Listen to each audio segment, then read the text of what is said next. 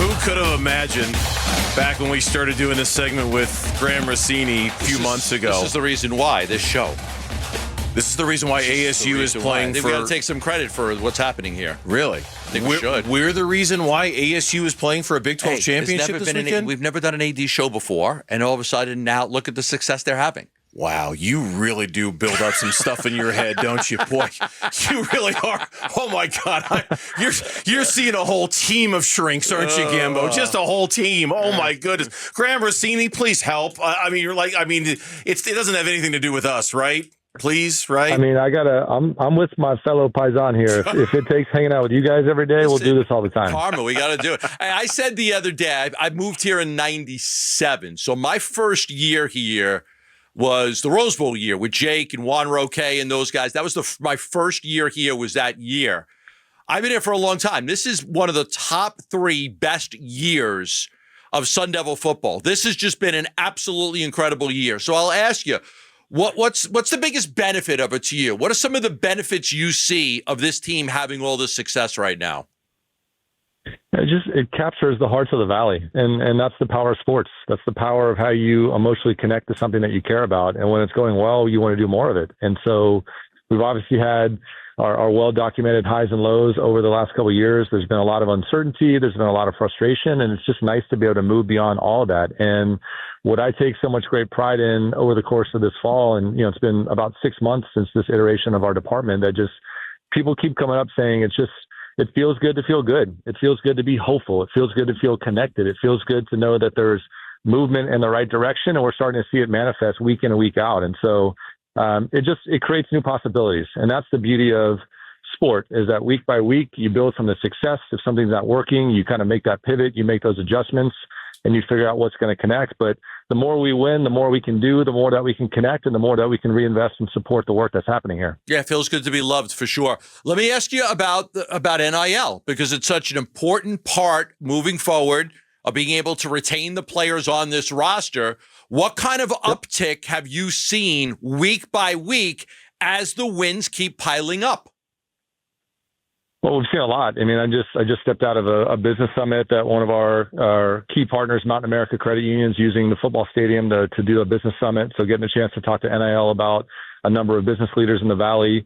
We've deposited several 6-figure checks this week. They've been handed off. We've been putting them into the collective. That's helpful based on where we're at in this time of year and getting ready for the transfer portal and making sure that we can capitalize on the success. And now the conversation's evolving, right? Where coach can say, like, kids are seeing the benefit of coming to ASU. They're seeing the benefit of playing for these coaches. They're seeing the benefit of being a part of this community where it's been a great showcase opportunity. But I think people are really starting to notice how much fun this team has and how connected they are. And when you see Jordan Tyson dancing on top of a locker after beating Kansas City, like, people want to be a part of that environment and they're jazzed up to be a part of it. And so it helps all of it. It helps recruiting. It helps NIL.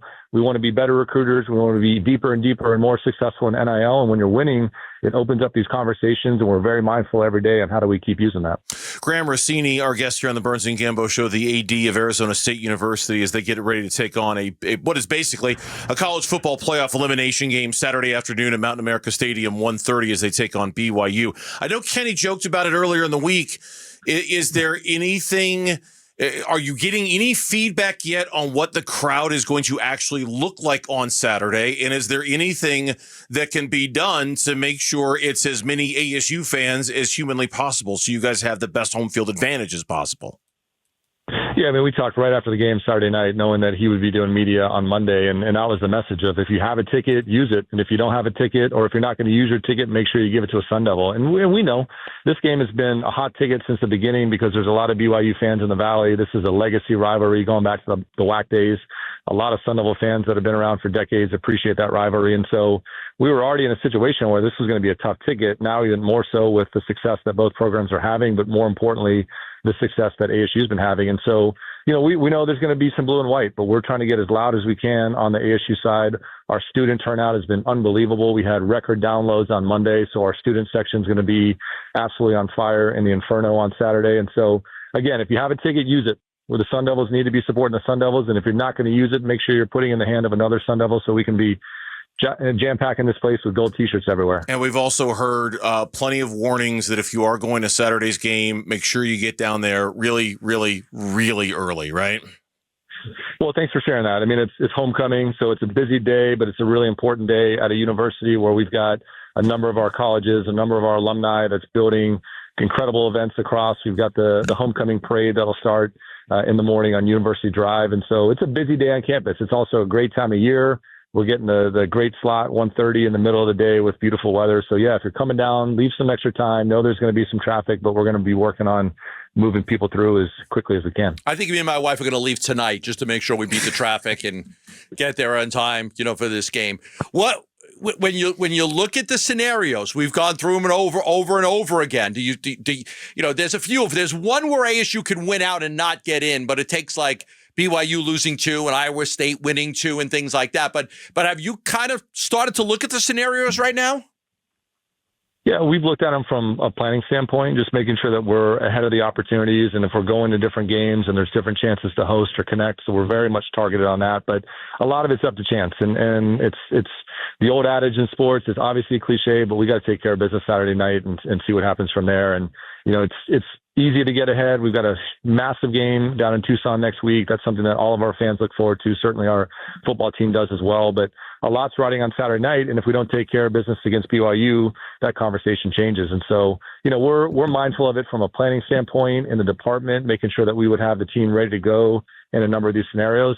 I know Kenny's got the guys locked in on BYU, and we can't wait to see what happens. All right, let's get down to the nitty-gritty here and ask the question. Have you or will you had conversations with Kenny Dillingham about redoing his contract given the success that he's had, and how big of a priority is that for you to do given the current state of college football? Yeah, I mean, we've been in close contact on that all season long and making sure that he's set up for success. We've added to his budget. We've made sure that they've got the tools that they need to be successful. Obviously very mindful of our assistant coaches are on the radar now. Our coordinators are on the radar now. We're in all those conversations, but as Coach mentioned earlier in the week, most importantly right now is getting this roster ready as we get into the portal season. Keep the talent that's so important to our success this season. And we've got a young team that's got a chance to be a generational group of Sun Devils. And we want to make sure that they're focused on the right things and we're investing in their journey here. And then also competing and a chance to recruit at the highest possible level. So yes to all. We want Kenny to be a Sun Devil for life. That's an easy conversation and we're prepared to take that on. We want to make sure that we keep the core group of coaches and assistants and coordinators in place, and we want to give them every resource to go maintain this roster at the highest level. Yeah, the salaries for the coaches are public record, so I will ask you. I was reading a story about the Indiana AD, Scott Dolson, very proactive in the new contract for Curt Cignetti because Indiana's had a great year. So they gave him a new deal, annual salary of like $8 million plus bonuses like that. Do you expect a substantial raise for Kenny Dillingham before the start of next season? I mean, it's probably too early to comment on that. I mean, we're mindful of the spirit of the conversation. We haven't really gotten into that level of detail yet. There'll be a time and place for that after the season. But again, we want to maintain the momentum. He wants to be here forever. I want to be here forever. We're gonna work on those conversations when it's the right time. Right now, it's keep the team intact, keep this fan base connected, Gotcha. Keep building resources that allow us to do all of those things. This will be my last one on this. Will you have the resources necessary to be able to do all the things you're talking about with Kenny going forward? Absolutely. And we've seen that take place this fall where Dr. Crow and ASU is making an incredible investment into what we're doing. We're trying to drive value. We're trying to reinvest in everything we're doing. When we're adding to the football budget, when we're doubling the basketball budget, that's a commitment from ASU leadership that we want to be as highly competitive as we can. That was my marching orders when I took the position is I want Sun Devil Athletics to be as successful as they can possibly be. And we're going to support you with the investment. We're also going to challenge you to go find these connections and build these resources and build this community of support that allows us to compete at the highest level. And we're prepared to do what that takes. All right. Now that that's over, I do want to ask you about Pat Murphy, former ASU baseball coach, winning manager of the year in the National League. That's something that's got to make you guys very happy over there.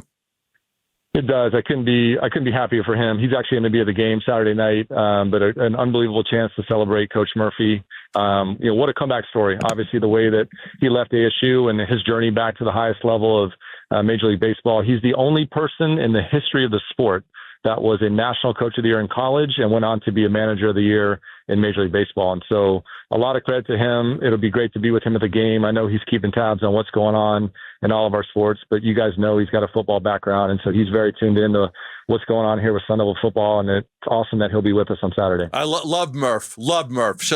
I actually threw out the first pitch at a couple of his games when he was here as the head coach. Yeah, great guy. Just a great guy and a great Sun Devil. He did a great job. I'm so happy for him. Me too. And, spent 8 years with him at ASU. I've stayed connected with him ever since. His family feels like family to me, and just so excited for him to get the recognition for the outstanding coach that he is. Well, best of luck coming up on Saturday. It's the biggest of big deals. We're all anticipating it. We've been talking about it all week. I know we're going to talk about it in the next segment of the show, for goodness sake. So it's a lot of conversation, but ultimately it comes down to what happens on Saturday afternoon, and we all can't wait to see how it plays out. Graham, best of luck, man. Thanks for coming on. Thanks, guys. Appreciate the coverage. Thanks, Graham. Graham Rossini, athletic director over at ASU, our guest on the Burns Gambo show. Thanks for watching Burns Gambo. Click to see more from the guys and hit the button in the middle to subscribe so you never miss a video from Arizona sports.